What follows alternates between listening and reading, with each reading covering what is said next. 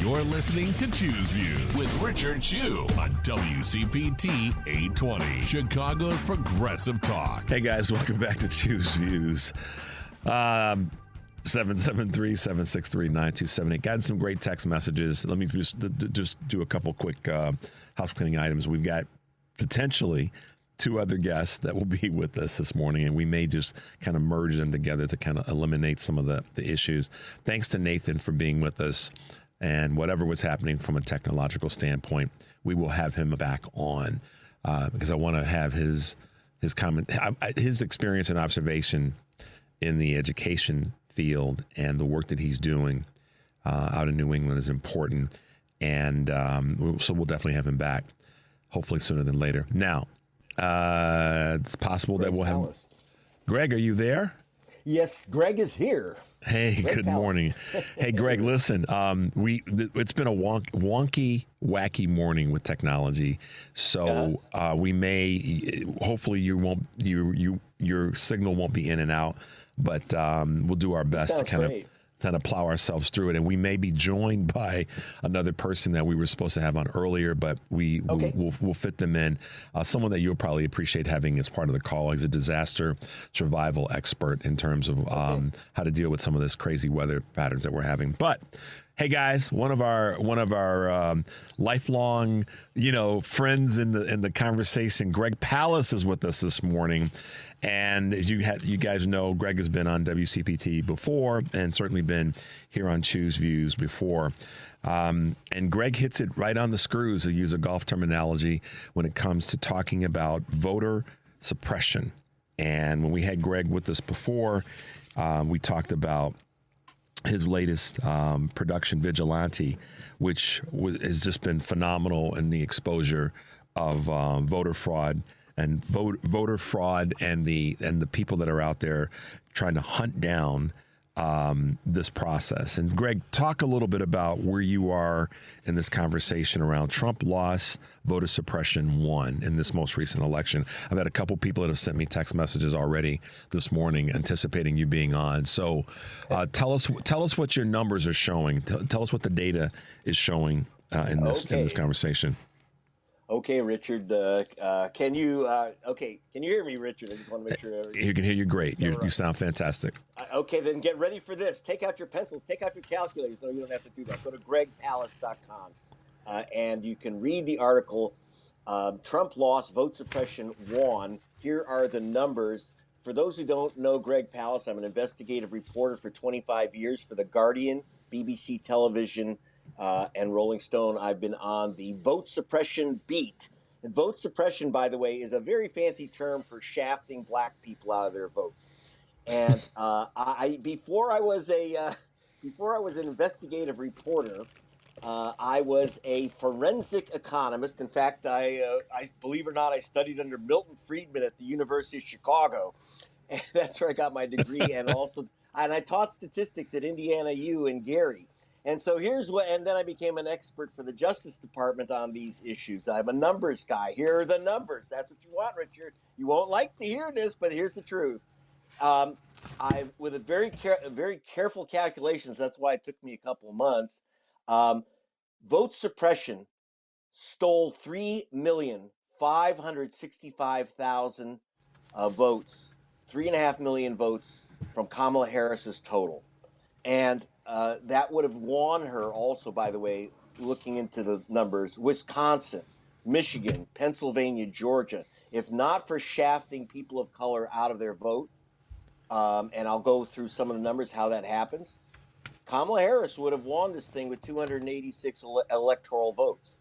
But Jim Crow is alive and well in too much of America these days. So, for example, and this is not from Greg Pallas' head. I didn't have a dream about this. I get these numbers from what's called the United States Elections Assistance Commission. We actually have an agency which not only counts the votes in America, but counts the non-votes in America.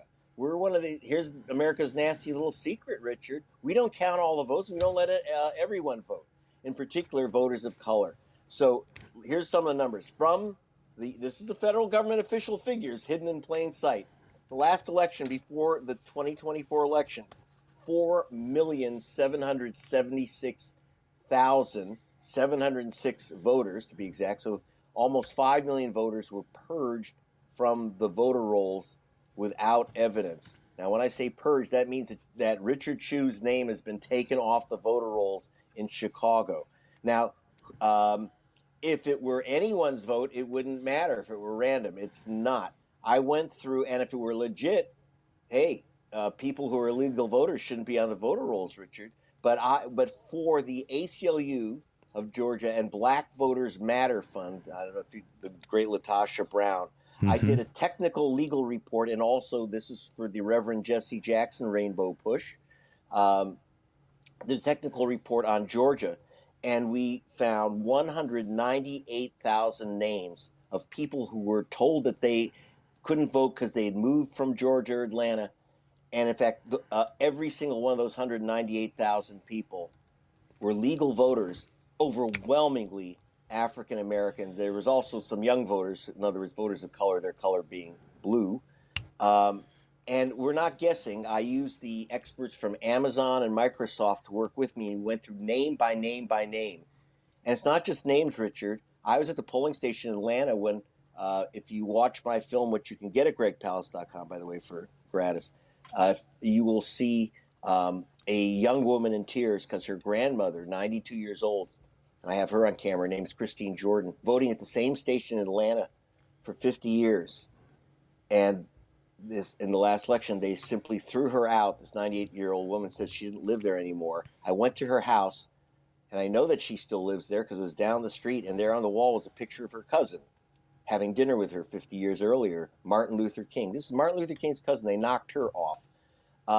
We had 2,100,000 mail-in ballots disqualified.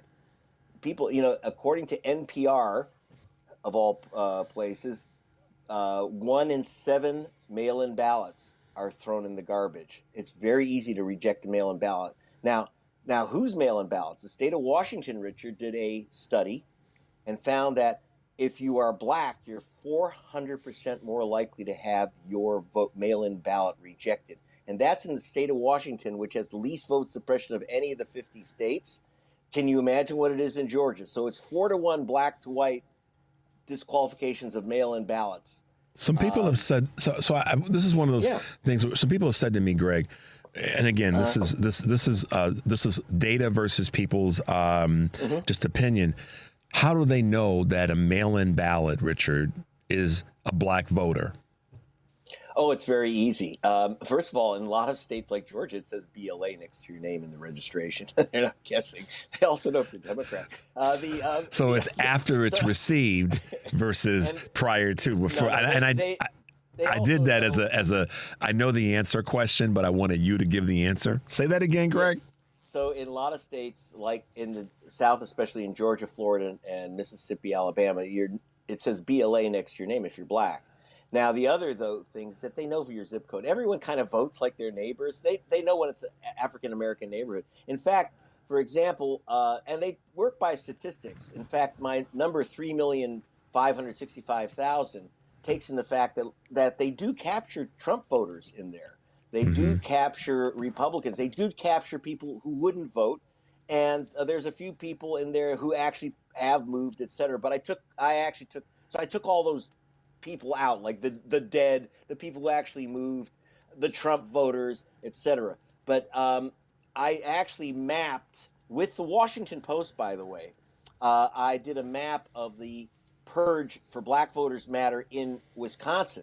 Almost every single purged voter was a black voter in Milwaukee. That was the overwhelming majority. And then a large contingent of students in Madison, Wisconsin. And as you know, the students in Madison weren't exactly Trump voters. So they know who they're going after exactly. And again, and then that's just, now I just talked about purges, mail-in ballots, spoiled ballots. That's where you vote in precinct and your ballot's thrown out. Now here's another number. According to the U.S. Civil Rights Commission, the chance your ballot will be rejected that you've cast for some technical reason, whether it's mail-in or in precinct, like they couldn't read the ballot or something like that, or it got kicked out, the chance your ballot will be rejected is 9 300% higher if you're black than if you're white. Again, this is not Greg Palast. I'm using the government figures. 900%, your chance is 9 times more to lose your ballot through a rejection. And it's not small. I said 2.1 million mail-in ballots rejected, 585,000 in precinct, gets over 500,000 votes in precinct. And then there's something called provisional ballots. Now, so if you're purged or that they can't find your ballot, they say, don't worry about it. The little old lady behind the desk says, just fill out this ballot, just fill out this paper ballot, stick it in an envelope, fill that out, and they'll check it later and count it. Oh, no, they won't.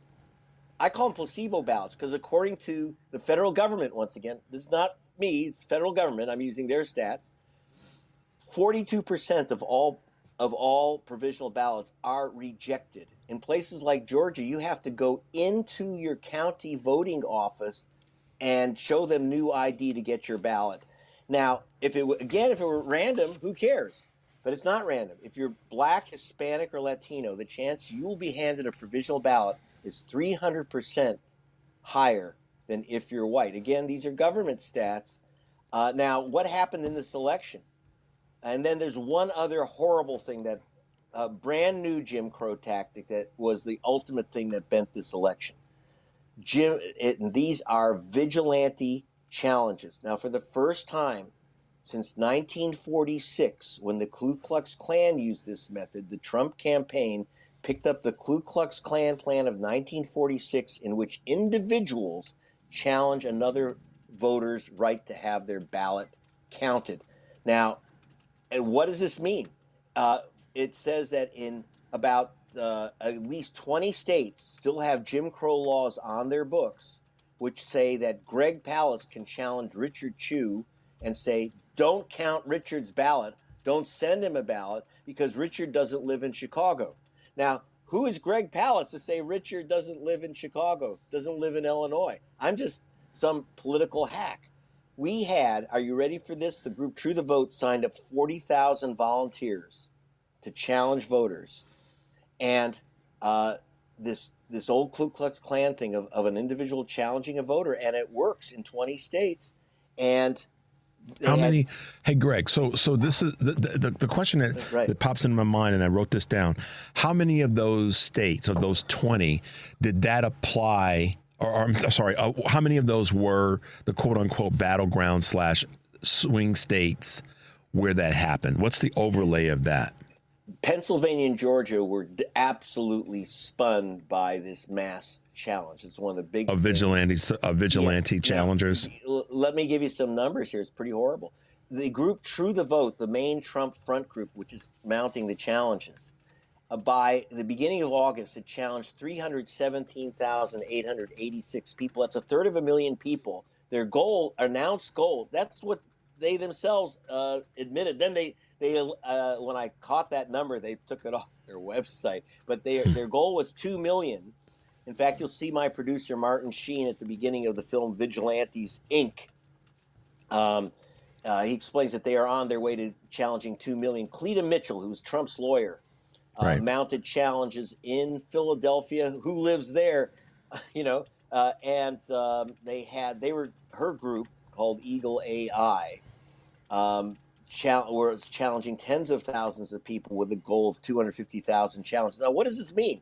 Let me tell you how it breaks down. We called 800 of the challenged people. We did a big sample, a big statistically relevant sample, because I am a statistician. And those 800 people, overwhelmingly African Americans who were challenged by these organizations. What's the basis of the challenge? That black people stuff ballot boxes, black people stuff drop boxes, and this is the group that created this hysteria with this film 2,000 Mules, calling all these black men. They claimed that tens of thousands of black men were paid $10 a piece to stuff in extra ballots into ballot drop boxes in Philadelphia and in Atlanta and in Arizona and Phoenix. Those are Latinos who were supposedly stuffing ballot boxes. By the way, the group was sued because every person that they showed supposedly stuffing in a ballot was a legal voter, and they've been sued into a fare thee well. But it doesn't matter. Donald Trump took the oath of office based on these challenges. One challenge one challenge. I was with Major Gamaliel Turner. Now, this is one of the Pentagon's top experts on warfare of the future. He was creating new weapons for Ukraine, and he was sent by the president from his base at Fort Benning, Georgia, to California, and they took away. His vote was challenged, not by a government official, but by the chairman of the Republican Party in southern Georgia. This is an African. By the way, I should say we're on radio. General Turner is. If you go to gregpalast.com and read my article, you will see he's definitely very African American. He's a guy. He's a guy that was in. That's actually part of the documentary and Vigilantes. Yes. Is that right? So, Yes. Greg, So we're going to take a quick break. When I come back, I want to talk about technology in this space of voter suppression and the issue with vote counts. But let's take a quick break. When we come back, I want to ask you a question in that space. The number is 773-763-9278. Guys, we got Greg Palast with us this morning talking about voter suppression, the 2024 election, and how we go forward. This is Choose Views, and we'll be right back.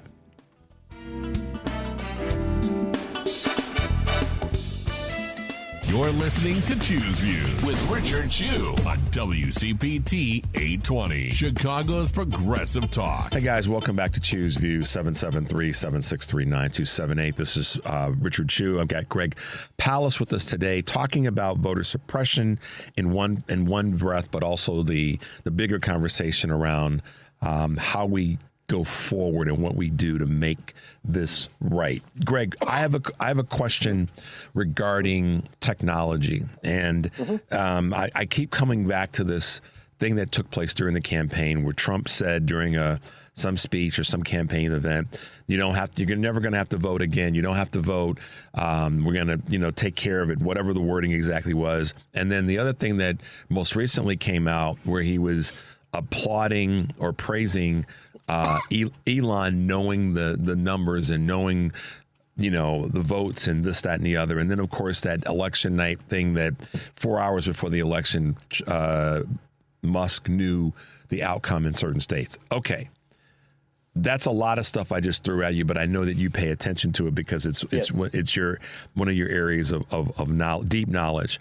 Can you talk about those three things, which is all the same thing, which is something funky with the voting, and how technology and Musk may have had something to do with it? A lot of speculation was out there. I hadn't leaned into it too much, but I want to kind of see if there's a nexus here. Well, two things. If you think that Elon Musk controlled the vote count from outer space, it didn't happen. I checked it out. I looked at it carefully. That's not what's happening. In fact, I'm not trying to be racist about this because my parents are white, but it's always white guys who come up with this theory, and because it challenges their vote. What I find with racial suppression, the 3,565,000 votes, which were taken away, which should have been for Harris, which would have given her a popular vote victory of 1.2 million. That is completely accounted for by vote suppression. So we don't need to add in any fancy Hollywood stuff about Musk. Now, when Trump says these things, just so you know, the right wing, I've been to many Trump rallies. Our team goes undercover with these people. They call it owning the libs. We go into the white, the Proud Boys and Oath Keepers. We have our undercover people. And they call it owning the libs. So they like to troll us and say, oh, yeah, Elon had all the numbers. He fixed it for us. They like to drive us crazy with that stuff. But what we really have to worry about in going forward is the new explosion. In fact, when I talked about those challenges, Gerald Griggs, the president of the NAACP, said he was facing 200,000 challenges, these vigilante challenges in Georgia alone. 200,000 challenges in Georgia alone. And so we're talking, and again, tens of thousands in Philadelphia, massive purge of voters in Philadelphia without, which again, we go through these numbers name by name. We did it in Wisconsin. These are phony purge lists, and but again, aimed at voters of color. And what we really have to worry about when Trump says there won't be another election, because with the acceleration of the return of old Jim Crow tactics, the massive challenge of voters, the rejection of mail-in ballots, things like in Georgia, for example, which was key to Trump's so-called victory, is that you have the vast majority of African Americans in Georgia vote by mail in early or mainly by drop box. And so what they did was they shuttered the drop boxes. You had a 90% drop in drop box voting. And that's the way that most black people voted in Atlanta. And what they did was they decreased the number of drop boxes by 75% in black counties and increased the number of drop boxes in white counties. This is what steals elections away. And in fact, in Texas, where Rodney Ellis, the first black commissioner of Harris County, Texas, now that's Houston. Now, I don't know if many people know this, but Houston has the highest black population of any city in America. Yep. And they were going to mail out ballots, 2.5 million ballots to all the Houstonians for the election 4 years ago in 2020. And Ken Paxton, the Republican Attorney General of Texas, stopped it, and he proudly stopped the mailing of the ballots to Black Houston. And he said, and he got on Steve Bannon's podcast and said, if it weren't for stopping mail-in ballots out of Houston, Trump would have lost Texas. That's Texas. I'm not talking here about Arizona. I'm talking Texas. So the Republican Party itself had said, if it were not for our vote suppression campaign, Trump would have lost Texas. Now, and alone the state elections that would have been equally impacted because it's Texas, and people could keep asking this question, Greg. How does Texas, with the shift, so to speak, the shift of the population that has taken place, how does Texas keep coming up red, not just in terms of the national election, but their state elected officials? And how does, someone like Colin Allred lose to Ted Cruz? And so, this is where, so first of all, let me press pause. Thank you for addressing the Elon Musk factor, as people have been trying to say, in terms of, that part of this. It's really a lot less sophisticated and in some ways organic from the Republican Party. And that is, they're just doing some basic, simple things like removing voting drop boxes in one area and increasing them in another area. Yep. And that's going to not only the long term. I'm sorry, let me put it this way as we kind of wrap up, and we're going to talk about this some more in the weeks to come, because sure.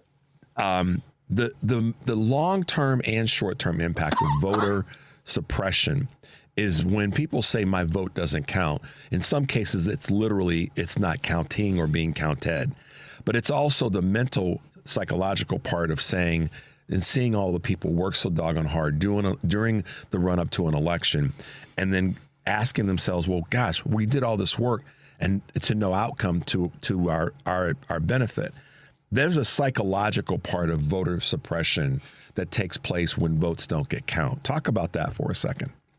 Well, there's two ways. Some people can feel discouraged. Oh, they're not going to count my ballot. But I work a lot and very closely with the Reverend Jesse Jackson and his legal team and his political team to overturn these vote suppression tactics. So what we found, and what Stacey Abrams found in Georgia, is that when you tell people that they're trying to take away your vote, they're taking away your vote because no one steals your vote because it ain't worth anything. They steal your vote because it's really valuable. So you want Black votes matter. Exactly. Well, that's why. And I work with Latasha Brown, the founder of Black Voters Matter, who teaches at Harvard, and so I did some technical reports for her, and of course she appears in my movie Vigilantes Inc., which again you can download or stream for free at gregpalast.com. It's free. Thank you very much for support from Jamie Foxx and Leonardo DiCaprio. But what we found is that people get mad and the turnout rises. That's what happened in Georgia. That's how Joe Biden won in 2020, and Reverend Warnock and John Ossoff, two progressive senators, Warnock, African American, Ossoff, Jewish American, out of Georgia. And they won because these states, Texas, Georgia, Mississippi, these states, and Ohio, by the way, these states are all blue states if you let everyone vote. Mm-hmm. And they don't. But you can fight this, and this is what's important.